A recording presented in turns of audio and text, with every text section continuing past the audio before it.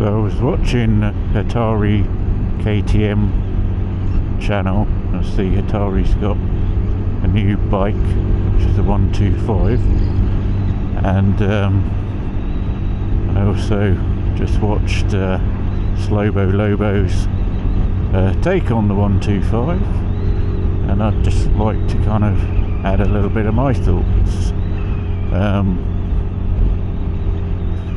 So I completely agree. 125 as the first bike, being limited to it,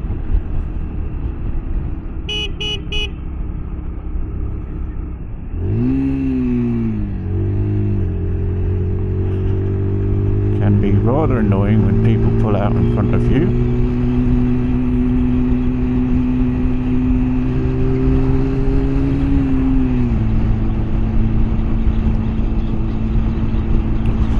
I think 125 has a limitation on, you know, the first, I think, CBT or A1 license. It's unnecessary. I think a 250 is probably fine. Not saying you should get rid of 125s, but 250 is not really any more dangerous. I think, in fact, it's probably sometimes more dangerous if you're not able to keep up or ahead of traffic, because you get lots of people who do dangerous overtakes. And I think there's also the 50cc AM license, where some daft European thing has now limited those 50cc's to like 30 miles an hour, which is, you know, when you're going along, most of the roads are 60, apart from the motorways and dual carriageways. I know they've obviously put a lot down to 40 and stuff now, but it's you need to be able to get out of trouble sometimes on a bike, so it doesn't necessarily make sense.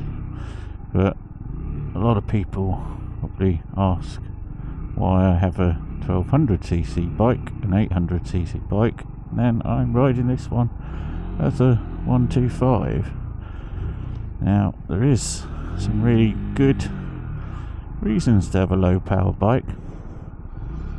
One, obviously, don't get speeding tickets very often because it's very hard to break many speed limits, which I always think is a major plus point. 2, insurance is very, very cheap.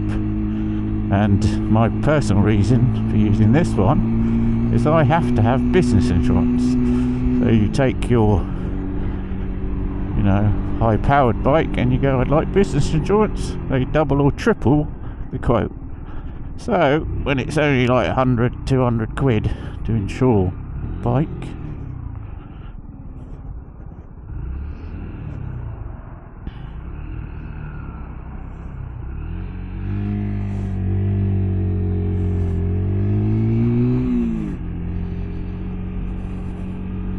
everybody pulls out in front of me all the bloody time.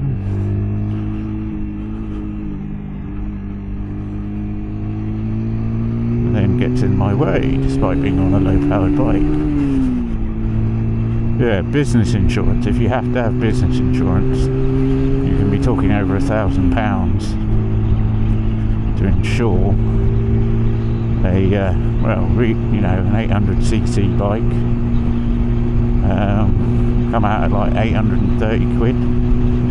Obviously a bigger bike than that, 1000cc plus, is either uninsurable or very, very expensive. So having this bike for this use case means I don't pay a lot.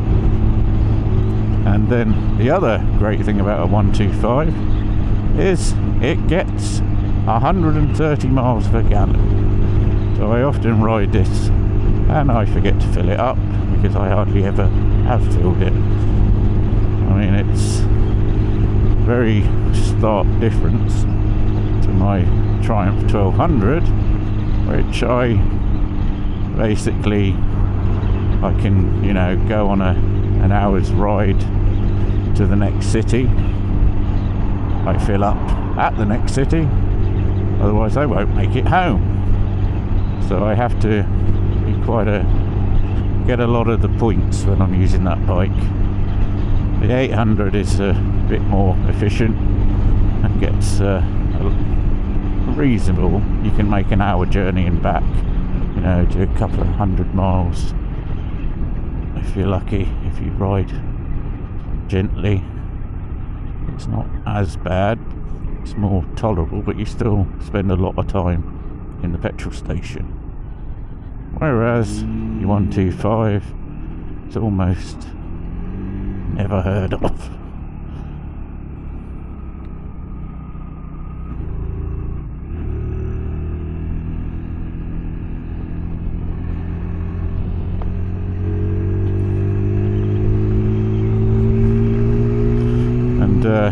Another reason why I got this one, when I'm quite into AGS bikes, I want to eventually get one of the more classic ones, like 50-year-old one.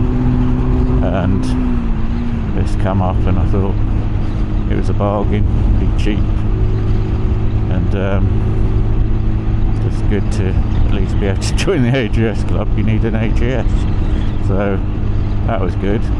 Also, they supposedly will come out with a 250. However, they're still waiting for a very long time for that to come out.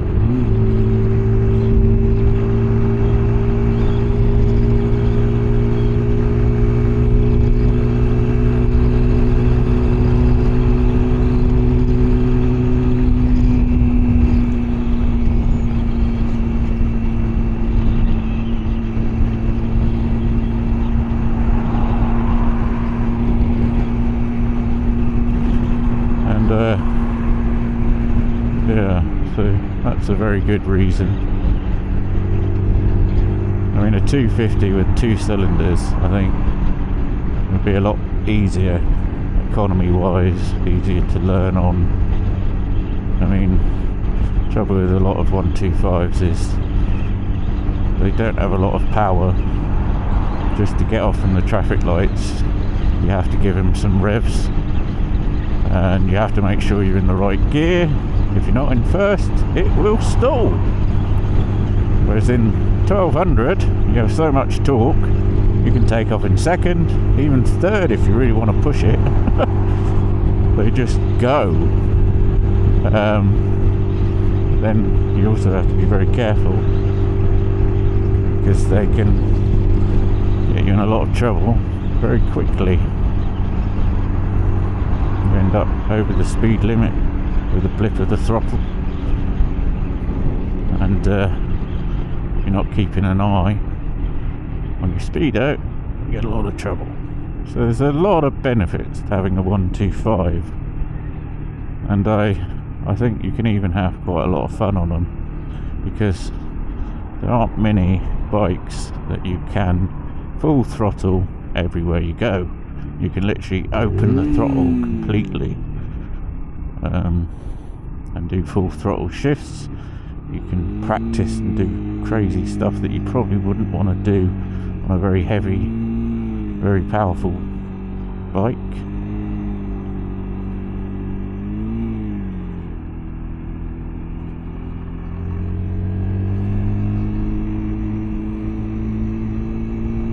Just gotta watch someone cutting me up.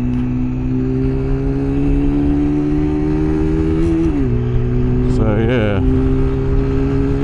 I mean, there is a lot of very cheap things. I think also, if you go to somewhere like London, it's all 20 mile an hour, having 1200 cc's, and being able to do 0 to 60 in 3 seconds isn't very useful at all. Like, you can't really, whereas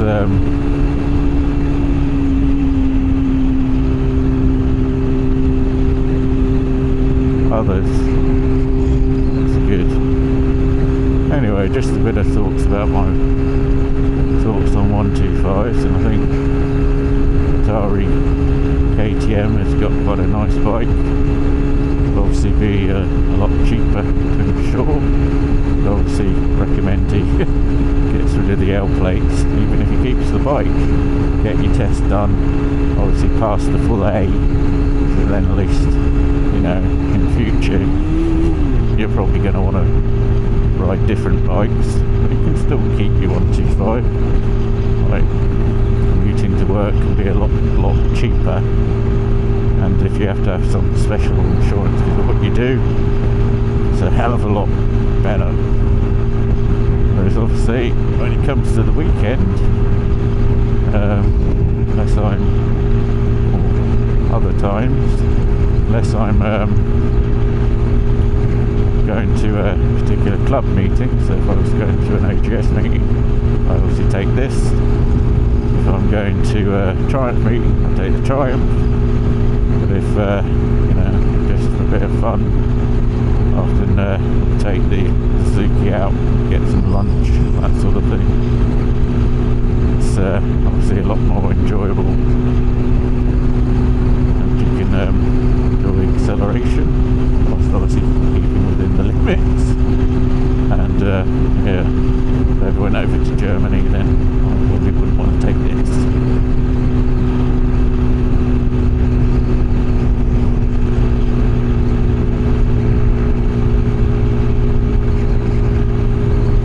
Also thinking, whilst it's like 4 degrees now, it's just no bloody ice. I'm thinking all the different events that you can go to. I think recommending that you go to, you know, join up to a lot of clubs. That's quite a good idea, to hear about the events, just for good socialising with other people that like bikes. It's, if you like the modern bikes, join the BMF. They will hold a session at Mallory Park, which is pretty cool. Here's the chaos of the motorway. I will be avoiding.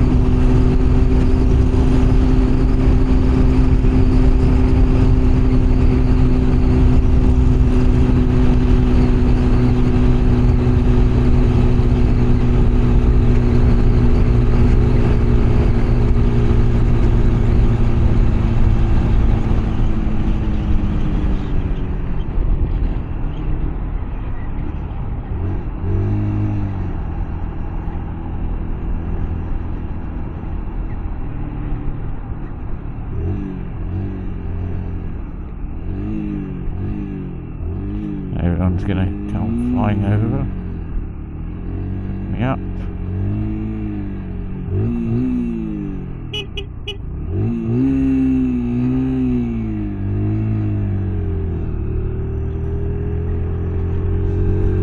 What about me? Take me out. Says, hey, he wants to be stuck in a tractor.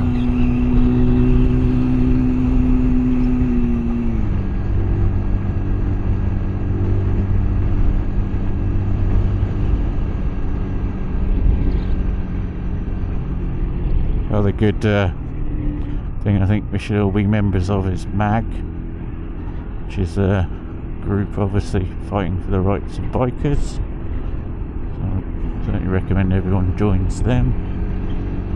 I think Motorcycle Live is probably the best show to go to, the one in Birmingham. Not ever been to the one in London, but it always seems like the watered down version.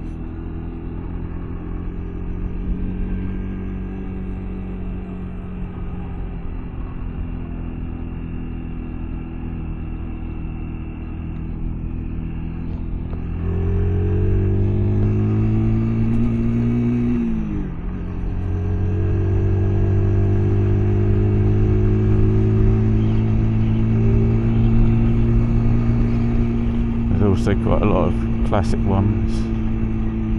The Founders Day one was pretty good. Got a video of that on the session. I also think there's quite a lot of charity rides, it's pretty good to take part in. I did the Chilly Willy for the first time. That was pretty good turnout, raised a lot of money for the air ambulance. And that was pretty good.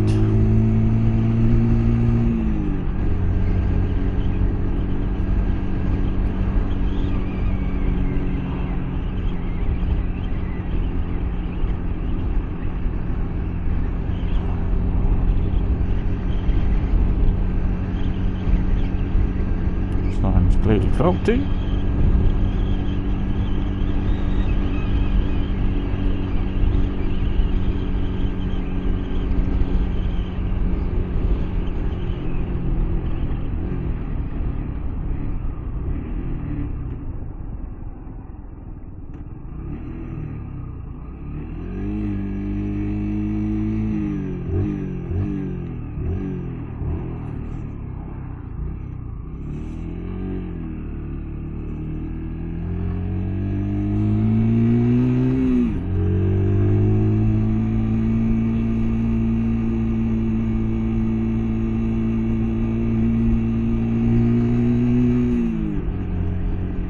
Thankfully resurfaced this little back lane.